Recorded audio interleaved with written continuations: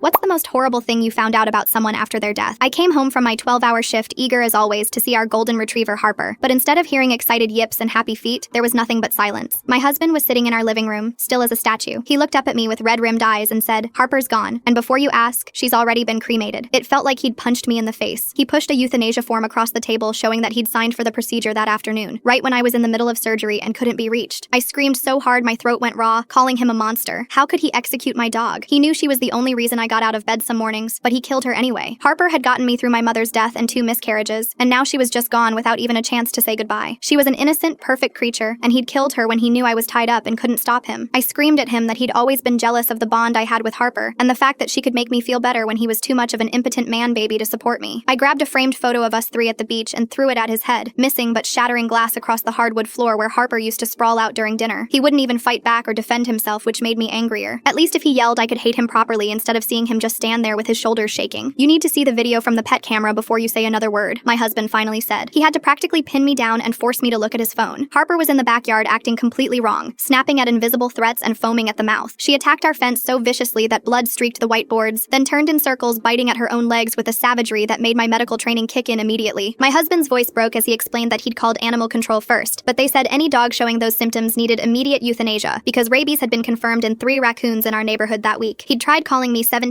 times, but I don't get any service when I'm in surgery, so he had to make the choice alone. He'd begged them to wait for me, but they said they couldn't let Harper stay alive and potentially infect someone else. He admitted that he was relieved that I wouldn't get a chance to get close to her because he was so scared she would infect me. He'd rushed the cremation because the body was considered hazardous medical waste, and he didn't want me to see Harper in that state or risk exposure to infected tissue. The vet said if Harper bit you while you were trying to help her, you'd die. No one survives rabies. I remembered with horror that Harper had killed a raccoon 5 days ago in our backyard, and we'd laughed about our brave protector, never imagining the raccoon had been sick. That's when I realized that the man I'd been raging at was actually my hero. He'd saved me from either watching Harper die in agony and kept me from risking my own life in order to keep her comfortable. The rage drained out of me as I realized he'd taken on this traumatic burden alone to spare me from having to choose between my love for Harper and my safety, knowing I'd hate him for it but doing it anyway. My heart shattered thinking about him and Harper, my 2 favorite people in the world, suffering the worst day of their life while I was oblivious at work. We spent the next hour crying together while he told me how Harper had seemed confused but trusting when he brought her to the vet, and how he'd sung her favorite silly song while she passed. The vet had been crying too because she'd known Harper since she was a puppy, but she said my husband did the bravest and most loving thing possible under the circumstances. We were finally preparing to get up and go to bed when I noticed him staring at the ceiling fan like it was spinning too fast, blinking hard and rubbing his throat. I asked if he was okay, and he said, "The lights are giving me a migraine and my throat feels like I swallowed glass," he said, and my blood turned to ice. I thought about my husband alone with our rabid dog, and I just knew. I grabbed his left hand and found deep puncture wounds across his palm. I managed to choke out, "Did she bite you?" Full story.